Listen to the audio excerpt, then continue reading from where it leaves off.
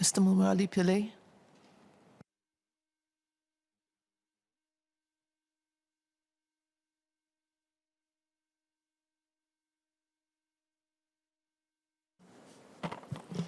Madam Deputy Speaker, as I understand, the primary motivation of the bill is to provide for a framework to share customer information between financial institutions in Singapore through a secure digital platform known as Cosmic to better combat the scourge of financial crime. I support this aim. With the growing sophistication of criminals engaged in financial crime who take advantage of information asymmetry between financial institutions, enforcement agencies and regulators within a global ecosystem, there's a case to require enhanced cooperation between financial institutions, even if they may be business competitors. In return, the FIs are immunized against civil liability for sharing information amongst them. The basic idea is that with the pooling of information between FIs, there is a better chance to know the nature of the beast that the FIs are dealing with. I do not think there's any quarrel with the basic premise of this bill.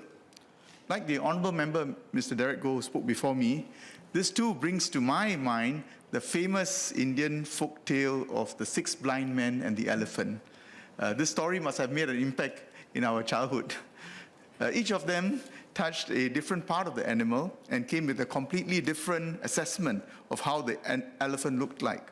They later learned, though, that when they put together all the information that they have separately gleaned, only then will they know the truth of the matter. The points I'll be raising in my speech are focused on trying to better understand the mechanics of the proposed framework and how they can be reconciled against the stated aim of the bill.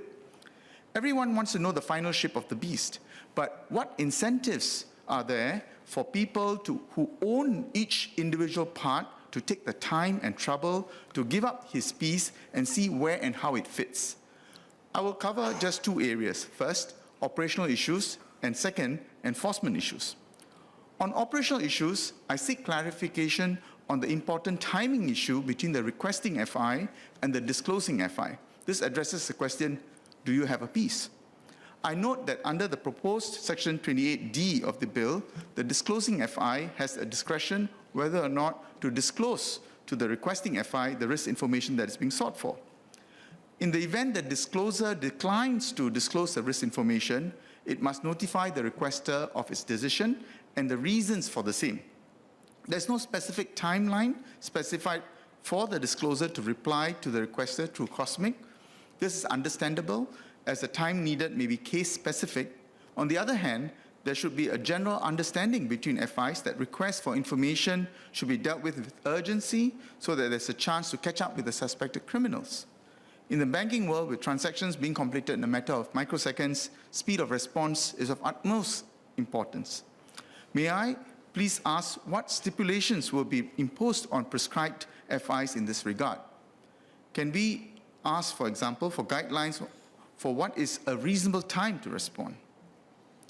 I would also like to understand whether the framework will allow for redress against FIs which are objectively assessed to be too conservative or even obstructive in rejecting requests for risk information. Such attitudes will undermine the aim of the bill. May I ask what can be done in these circumstances to deal with such eventualities? That is to say, how do we assess when a specific FI is being unduly dismissive of a request which should have been taken more seriously? In this regard, I note that it is proposed that the MAS be given the power to issue notices of a general or specific nature to FIs for the effective administration of the information sharing framework. Is it contemplated that this issue that I raised will be dealt with through enforcement action permitted under the MES notices? There's in addition a connected issue of parity on the part of FIs.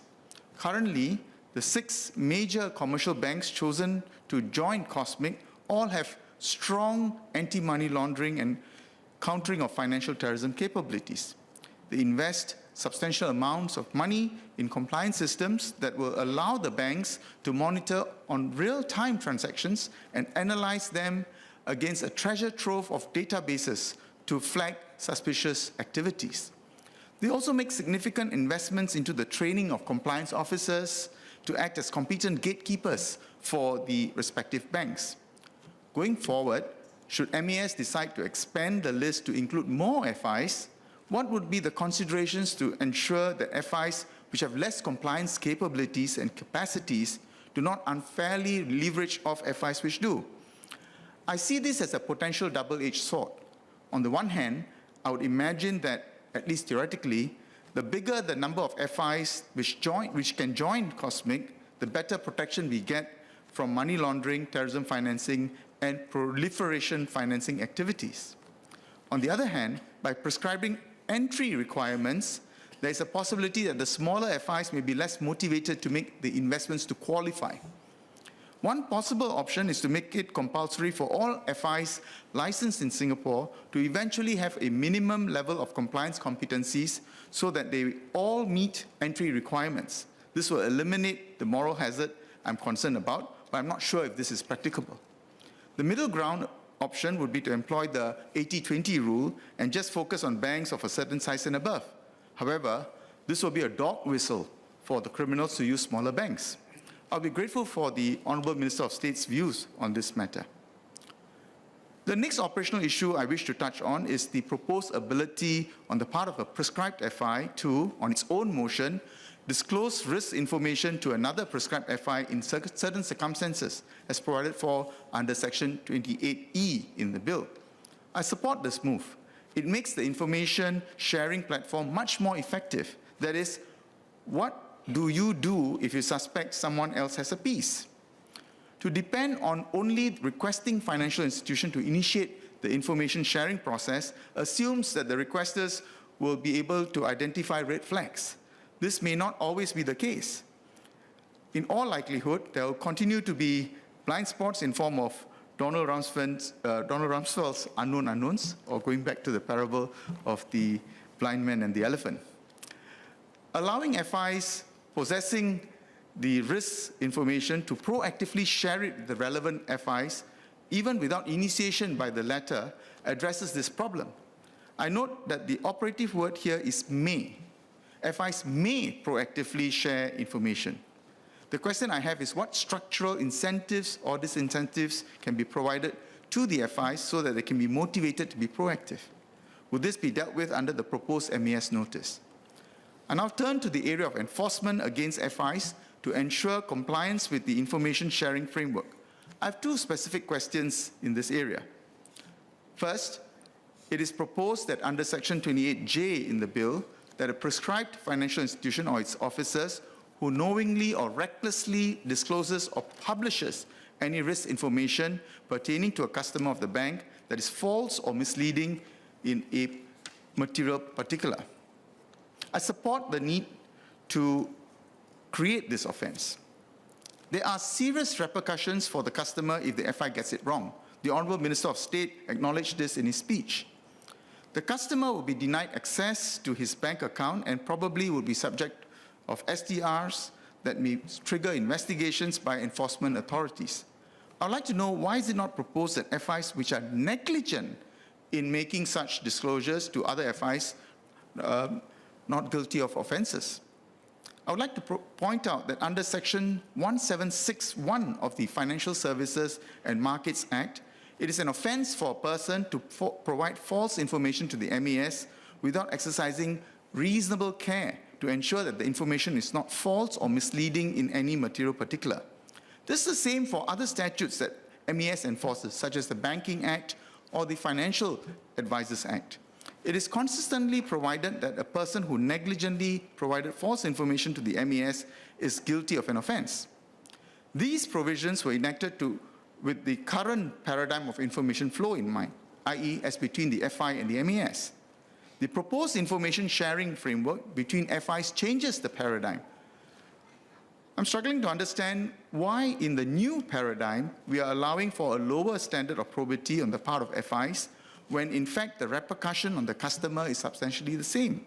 In fact, I note that under the proposed Section 28L in the bill, MES is not only entitled to a copy of the risk information that was shared by an FI to another FI, but can also act on it.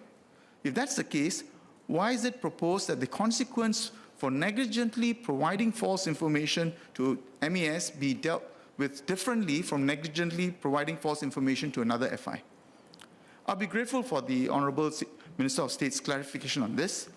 Under the proposed provisions, it seems that anyone may falsely describe to another the piece he has without consequence if it's attributable to lack of diligence on his part.